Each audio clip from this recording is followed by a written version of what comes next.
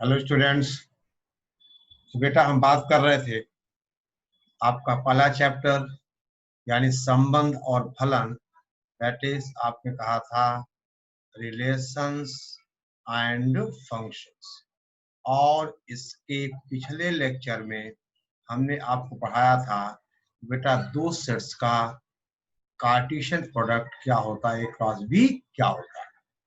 आपने कहा था ए क्रॉस बी में हम वो सारे ऑर्डर्ड पेयर्स रखते हैं जहां ये एलिमेंट ए का होता है और बी एलिमेंट बी का होता है। ए एलिमेंट ए का है और बी एलिमेंट बी का है। ठीक है ना? ओके।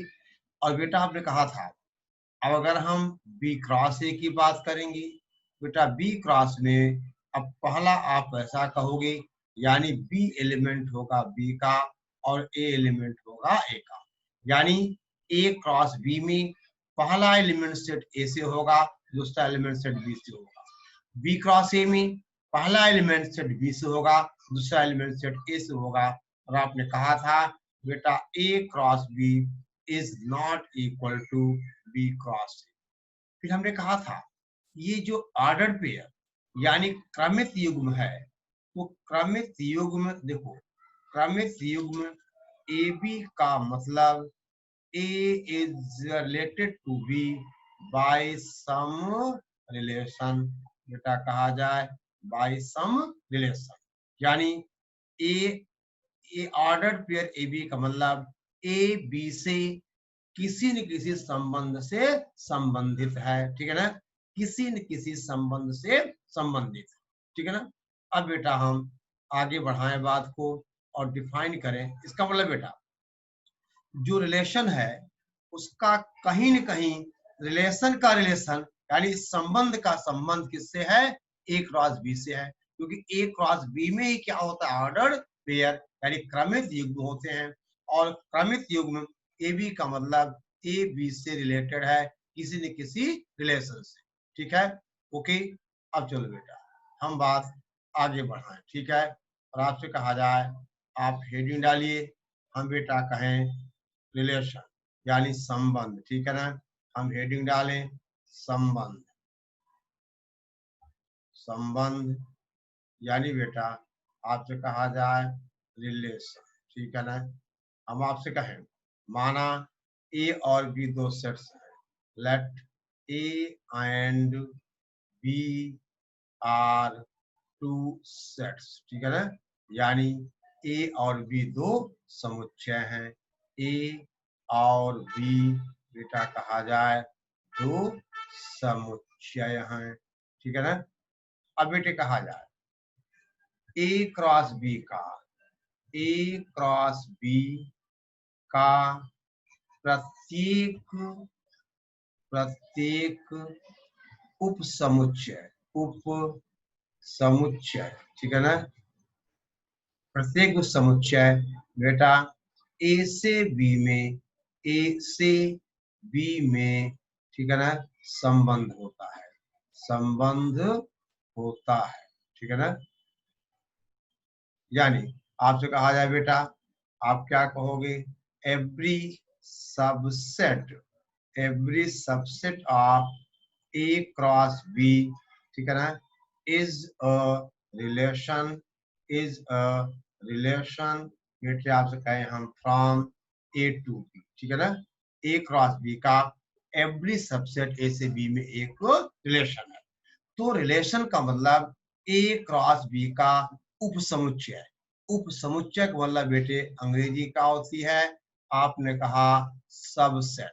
यानी every subset of A cross B, A cross B का प्रत्येक उप समुच्चय ए से बी में एक संबंध होता है। यानी रिलेशन की क्या डेफिनेशन है? ए से बी में रिलेशन का मतलब ए क्रॉस बी का सबसेट। यानी every subset of A cross B is a relation from A to B. यानी ए क्रॉस बी का बेटा प्रत्येक यानी एवरी उप समुच्चय ए से बी में एक संबंध होता है। ठीक है ना? ओके। तो आपसे कोई पूछे कि आप संबंध की परिभाषा, तो आप कहोगे माना ए और बी दो समुच्चय हैं, तो ए से बी में संबंध का मतलब ए क्रॉस बी का कोई भी उपसमुच्चय, यानी ए क्रॉस बी का प्रत्येक उपसमुच्चय ए से बी में संबंध होता है। Every subset of A cross B is a relation from बेटा ए टू बी, ठीक है ना। इज अ रिलेशन, हम आपसे कहें फ्रॉम ए टू बी, ठीक है ना। Is a relation from A to B, ठीक है, ओके। अब देख बेटे, अब आपसे कहा जाए एक नोट, आपने कहा था यदि बेटा यदि number of elements in a set is equal to m, यानी सेट ए में अवयवों की संख्या कितनी है, m है, और number of elements in set B is equal to n, यानी सेट बी में अवयवों की संख्या कितनी n है। तो आपने पढ़ा हुआ है, इसका मतलब number of elements in A cross B बेटे कितने होंगे, बोलो m इंटू n होंगे। और अगर ए क्रॉस बी में mn एलिमेंट्स हैं, इसका मतलब हम बेटे आपसे कहें ए क्रॉस बी हैज, ठीक है ना, to raise the power mn आपसे कहा जाए सबसेट्स, यानी बेटा कहोगे ए क्रॉस बी की, ठीक है ना, 2 की पावर mn सबसेट्स का मतलब बेटा उपसमुच्चय, और every subset is a relation, इसका मतलब बेटा ए से बी में हम कहें संबंधों की, ठीक है बेटा, संबंधों की बेटे संख्या, संबंधों की संख्या बराबर 2 की पावर mn, ये बेटा हुआ। यानी अब आप इसको देख बेटा, यहाँ पे एक क्वेश्चन जेईई मेंस में बन सकता है। सवाल कैसा आएगा, इतना पहले इतना देख लो बेटा, अगर किसी समुच्चय ए में m अवयव हो, m एलिमेंट्स हो, सेट बी में n एलिमेंट्स हो, तो बेटा a क्रॉस बी में, ठीक है ना, यानी a क्रॉस बी में बेटे नंबर ऑफ एलिमेंट्स कितने होते हैं, आपसे कहा जाए that is m into n। और आपने पढ़ा हुआ 11th में, अगर किसी समुच्चय में बेटा n अवयव हो, तो उसके 2 की पावर n क्या होते हैं, उप समुच्चय होते हैं। तो अगर a क्रॉस बी में mn एलिमेंट्स हैं, तो a क्रॉस बी में 2 की पावर mn सबसेट्स होंगे, यानी उप समुच्चय होंगे, और प्रत्येक उप समुच्चय क्या होता है, संबंध होता है। इसका मतलब a से b में संबंधों की संख्या हो जाएगी 2 की पावर mn, ठीक है बेटा, ए से बी में संबंधों की संख्या क्या हो गई, 2 की पावर mn। यानी बेटा हमने दो बातें पढ़ी, एक तो संबंध की परिभाषा क्या है, यानी किसी सेट ए से दूसरे सेट बी में अगर हम संबंध की बात करें, तो ए क्रॉस बी का उप समुच्चय, every subset of A cross B is a relation from A to B. बोलो, याद हो गया, मेरे साथ बोलो, बोलो मेरे साथ कि every subset of A cross B is a relation from A to B, ठीक है ना। Every subset of A cross B is a relation from बेटे कहा जाए ए टू बी, ठीक है ना। यानी मेरे साथ बोलो हिंदी में, ए क्रॉस बी का, बोलो ए क्रॉस बी का प्रत्येक उप समुच्चय ए से बी में एक संबंध होता है, ठीक है ना।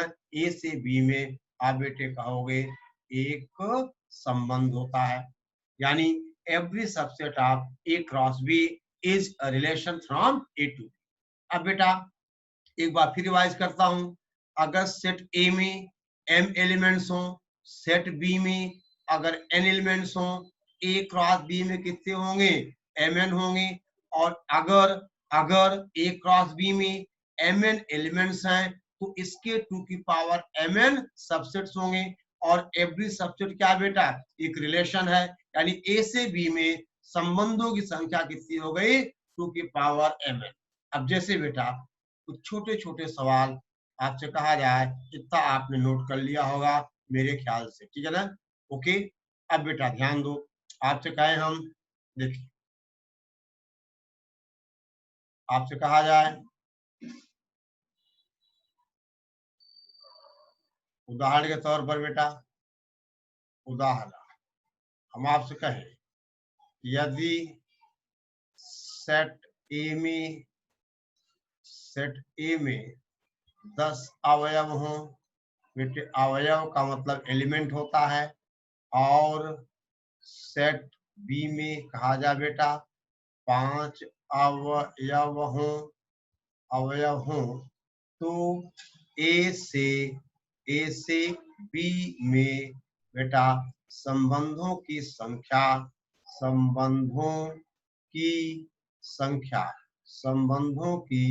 हम बेटे कहें संख्या बराबर 2 की पावर कितना बेटा 50, यानी 2 the power m into n। m कितना है 10 है और n कितना है 5 है।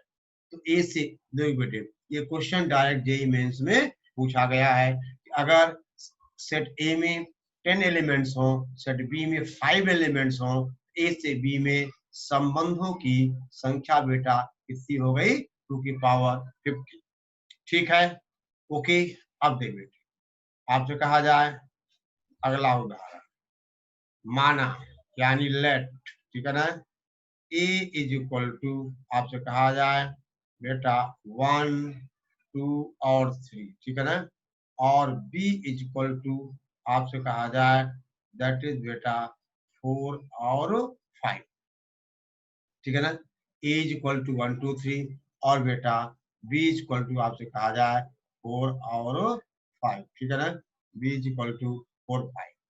बेटे इसका मतलब हम आपसे कहेंगे ए क्रॉस बी का मतलब कितना हो गया, बोलो।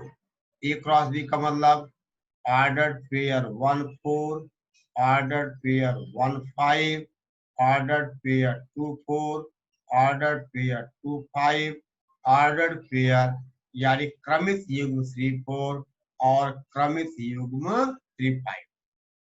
अब बेटे देखो यहाँ सेट ए में कितने एलिमेंट्स है 3 है, यानी number of element in set A is equal to 3, और कहा जाए number of elements in B is equal to, इसका मतलब बेटा हम आपसे कहें number of relations from A to B, ये कितना हो जाएगा 2 की पावर 6, यानी बेटे क्या कहें हम 64, क्या कहें हम 64, ठीक है ना। अब बेटे देखो, अब ए क्रॉस बी के 64 बेटे सबसेट्स होंगे और हर सबसेट एक रिलेशन होगा। अब आपसे कहा जाए मान लो बेटा हम इसका पहला रिलेशन R1 लिखें, R1 में आप कोई एक सबसेट ले लो, आपसे कहा जाए 1 4, यह एक रिलेशन हो गया। ऐसे बेटे कहा जाए R2 हम ले लें, कोई और बेटे 1 5 ले लो और आप 2 4 ले लो। ऐसे बेटे कितने होंगे, ये 64 होंगे। R3 बेटा ले लो, R3 आप कहोगे मान लो 1 4 ले लिया जाए, बेटा 3 4 ले लिया जाए और 3 5 ले लिया जाए, कितने हो गए बेटे। इस तरह से चलते चलते आप कहोगे बेटा 64, यानी R64 आप पूरा का पूरा ए क्रॉस बी ले लो, 1 4 बेटा 1 5 आपसे कहा जाए 2 4 और कहा जाए ये 2 5, ये बेटा 3 4 और ये कहा जाए 3 5। अब बेटे R1 R2 R3 R4 इस तरह से देखो, इसमें एक बेटा 5 भी होगा, कहीं न कहीं R इज इक्वल टू 5, यानी रिक्त संबंध, रिक्त समुच्चय आप कहोगे रिक्त संबंध, ठीक है ना, इसको अंग्रेजी में कहते हैं वायर्ड रिलेशन। और ये जो R64 है जिसमें बेटा पूरा का पूरा ए क्रॉस बी है, इसको कहते हैं हम यूनिवर्सल, यूनिवर्सल यानी सर्वत्र, ठीक है ना। Universal relation. आपने देखा बेटा, अगर ये सेट ए है 1 2 3 और बी है 4 5, तो ए से बी में आपने कहा कितने संबंध होंगे? 64। जितने ए क्रॉस बी के बेटे सबसेट्स होंगे उतने बेटा आपसे कहा जाए संबंध होंगे ए क्रॉस बी में। ठीक है, जितने सबसेट्स होंगे ए क्रॉस बी में उतने संबंध होंगे ए से बी में। ठीक है ना? Okay okay. तो बेटे यहाँ ए में 3 एलिमेंट्स हैं, बी में 2 हैं, तो ए से ए क्रॉस बी में 6 होंगे, तो 2 की पावर 6 सबसेट्स होंगे और एवरी सबसेट का रिलेशन यानी इस ए क्रॉस बी का बेटे इस तरह से एक एक एलिमेंट्स वाले, दो दो एलिमेंट्स वाले, तीन तीन एलिमेंट्स वाले, चार चार एलिमेंट्स वाले, पांच पांच एलिमेंट्स वाले, ऐसे आप लिख सकते हो। बोल बेटा। ओके, यानी number of relation from A to B, आपने कहा 2 की पावर mn, यानी ए से बी में संबंधों की संख्या हो जाएगी 2 की पावर mn। ठीक है बेटा, ये तो मैंने ऐसे लिखा R1 R2 R3 R64 सब। ठीक है ना? आपने कहा 1,4, आप बेटे 1,5 भी ले लो, यानी एक एक ऑर्डर पेयर वाले कितने होंगे? 6 होंगे। ठीक है बेटा, फिर दो दो ऑर्डर पेयर वाले कितने होंगे? तीन तीन ऑर्डर पेयर वाले कितने होंगे? 4 4, कुल मिलाकर कितने होंगे? 64।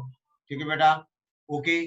तो पहली बात बेटे हमने कहा संबंध यानी रिलेशन की परिभाषा, और आपसे कहा जाए ए से बी में नंबर ऑफ रिलेशंस यानी ए से बी में संबंधों की संख्या।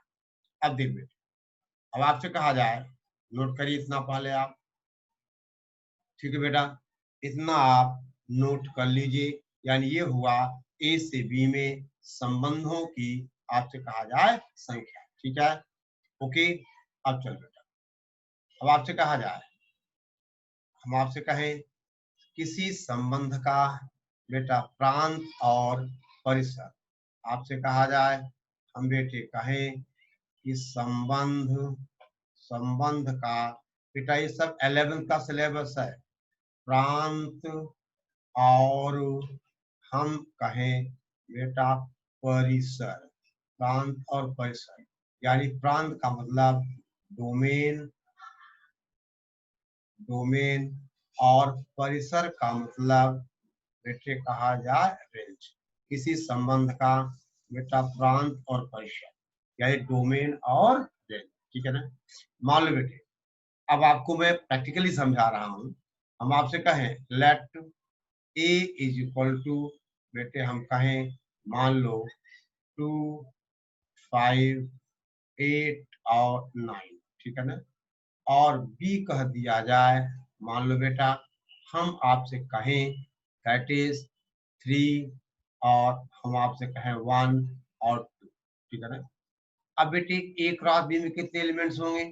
ए क्रॉस बी में कितने होंगे? 12 एलिमेंट्स होंगे।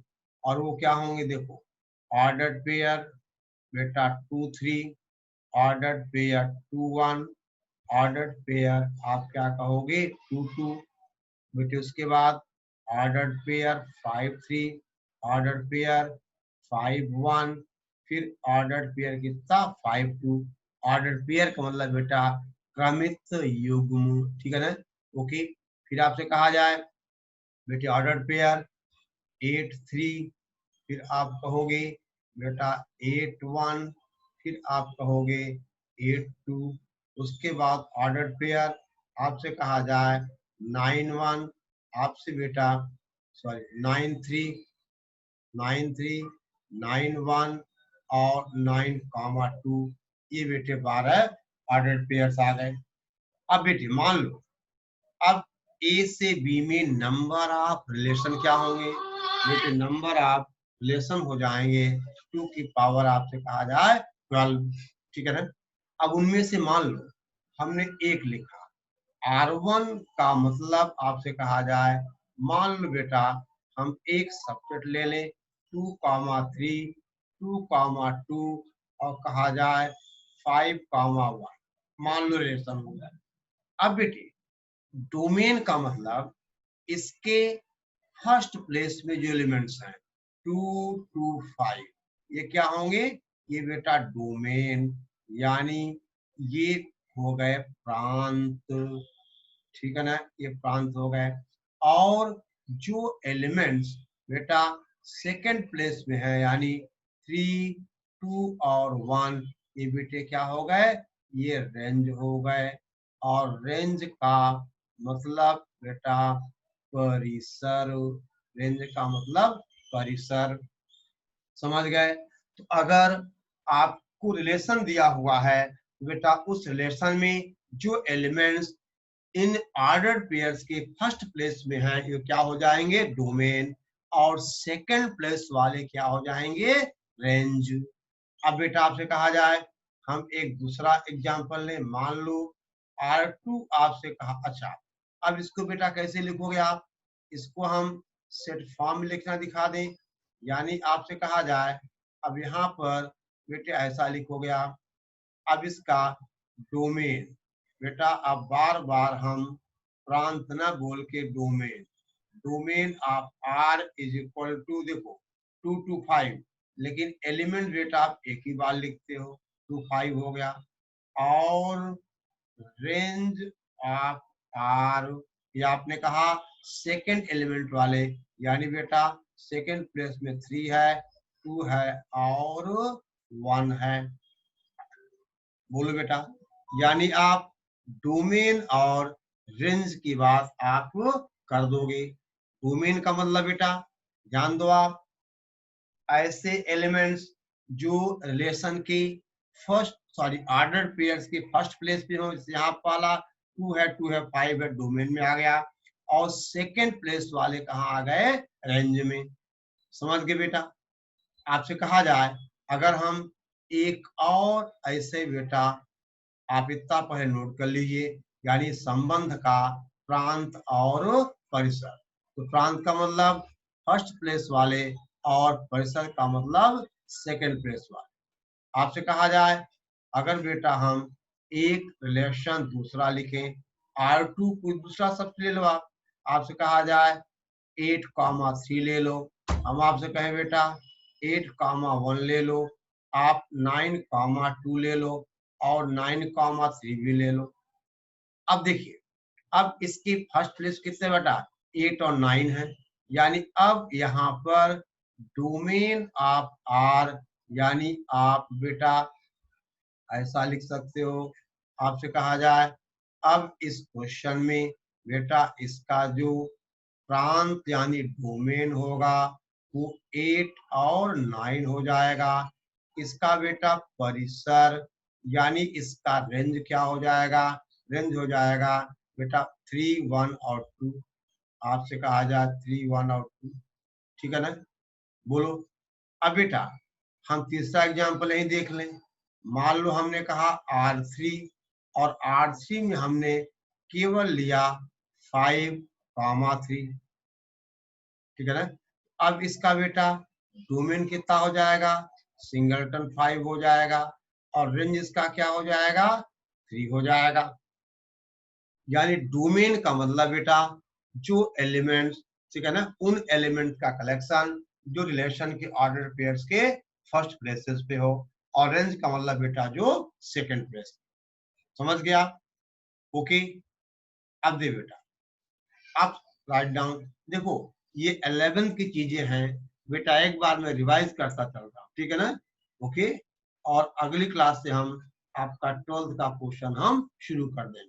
तब तक बेटे आप सेट्स को थोड़ा रिवाइज कर लीजिएगा, यानी एनसीईआरटी का 11th का पहला चैप्टर सेट्स है, उसको रिवाइज कर, ठीक है ना। और दे बेटा जिसको अगर जेई मेंस देना है, तो बेटे हमारे अभी हम 11th का भी वीडियो शुरू करेंगे, तो 11th क्लास का वीडियो भी आप अगर देखोगे तो आपको चीजें बेटा बहुत क्लियर हो जाएंगे, ठीक है ना। क्योंकि थोड़ा सा हम बेटा टच देंगे जेई मेंस का, ठीक है। कम से कम आपको गवर्नमेंट कॉलेज से मिल जाए इंजीनियरिंग करने जाए तो, ठीक है बेटा, यहाँ तक। अच्छा अब देखो, आपसे कहा जाए बेटा किसी संबंध का इनवर्स यानी प्रतिलोम, ठीक है ना, संबंध,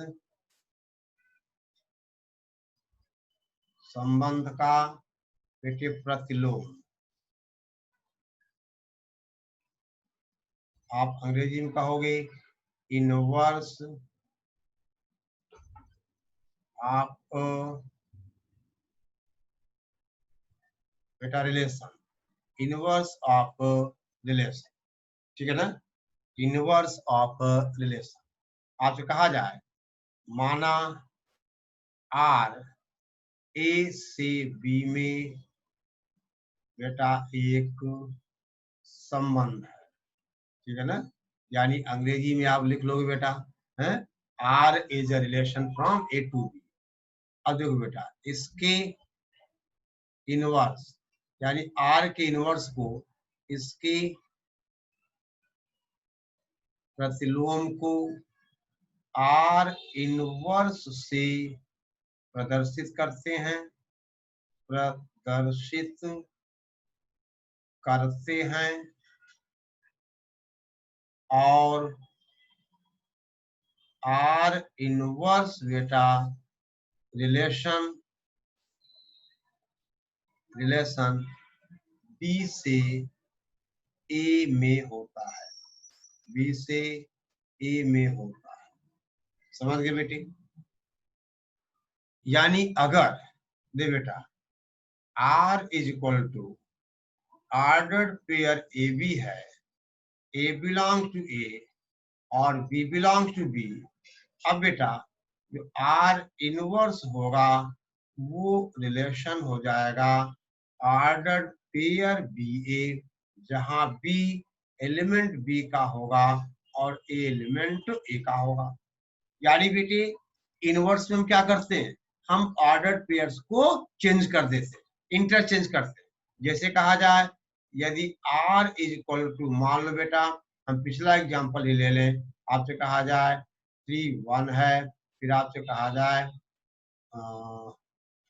चलो बेटा 2 1 ले लिया जाए, 5 3 ले लिया जाए और आपसे कहा जाए 9 और 1 ले लिया जाए। अब बेटा जो R इनवर्स होगा वो ऑर्डर पेयर 1 2 हो जाएगा, ऑर्डर पेयर 3 5 हो जाएगा, ऑर्डर पेयर 1 9 हो जाएगा। यानी बेटे अगर अगर ए बी से रिलेटेड है किसी रिलेशन से, आपको बताना होगा कि बी ए से किस रिलेशन से रिलेटेड है। जैसे आपसे कहा जाए बेटा ए इज, हम आपसे कहें बेटा आपसे कहा जाए ए इज फादर ऑफ बी, यानी मान लो एक मिनट पहले इतना नोट करो फिर बेटे इसको हम आपको समझाते हैं, ठीक है ना। तो इनवर्स का मतलब आपने बेटे क्या कहा, ये ऑर्डर पेयर हम क्या कर देंगे, चेंज कर देंगे। यानी अगर इतना पहले आप नोट कर लीजिए फिर आगे हम बात करेंगे,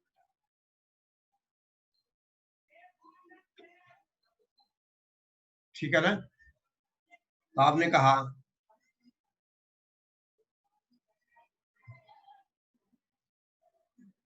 कि बेटा यदि आर ए से बी में एक संबंध है, यानी if R is a relation from A to B, इसके इनवर्स को हम इस सिंबल से रिप्रेजेंट करते हैं और परिभाषित करते हैं आर इनवर्स रिलेशन बी से ए में होगा। यानी आर इनवर्स जो है वो संबंध बी से ए में होगा। यानी बेटा रिवर्स रूल, ठीक है ना, रिवर्स रूल। जैसे कहा जाए मान लो बेटा A is related to B by the relation हम आपसे कहें A is father of B, ठीक है ना, A is father of B, तो बेटा B A से रिलेटेड होगा, B is हम आपसे कहें बेटा son और daughter of A, ठीक है ना। यानी is a father of relation है तो इज अ सन या डॉटर ऑफ उसका इनवर्स है। आप समझ गए भाई। देखो ए बी से संबंधित है, ए बी का पिता है, तो बी ए से किस संबंध से है, सन या डॉटर, पुत्र या पुत्री। आपसे कहा जाए बेटा यहाँ ए है बी है, ए बी से संबंधित है, ए बी का पिता है, बी क्या होगा, ए का पुत्र या पुत्री हो गई। तो बेटा इज अ फादर आप क्या होता है, बोलो री ये संबंध हुआ तो उसका रिवर्स यानी उसका प्रतिलोम हो गया इज अ सन और डॉटर ऑफ। आई बात समझ में? ठीक है बेटा, तो इतना आप नोट्स को बेटे बार बार आप रिवाइज करिए जितनी बार हो सके। देखिए अगर आपको बेटे डेफिनेशन पता होगी, डेफिनेशन की हिंदी है परिभाषा, अगर परिभाषा आपको पता होगी तो आप बेटे कुछ भी कर सकते हैं। परिभाषा के बाद केवल कैलकुलेशन गणना बचती है, और गणना तो गणित का काम ही है, ठीक है ना, गणना तो बेटा गणित का ही काम है। ओके, तो इतना कंप्लीट करो। अब बेटा यहाँ पे मैं ज्यादा क्वेश्चंस न करा के अब अगली क्लास में आपको हम 12th का बेटा कहानी शुरू करेंगे, ठीक है ना। ओके, हम 12th की कहानी शुरू करेंगे, ठीक है। इतना आपका हमने रिवाइज कर दिया। ए क्रॉस बी क्या होता है, रिलेशन क्या होता है, संबंध, उसका डोमेन, उसका रेंज, उसका इनवर्स, ठीक है। इससे बेटा हमारा 11th का सिलेबस था। हो सके एक बार 11th की बुक से कुछ क्वेश्चन आप सॉल्व कर लेना, ठीक है। ओके, कुछ बेटे क्वेश्चन आप सॉल्व कर लेना, ठीक है ना। अब देखो बेटा ध्यान दो आप,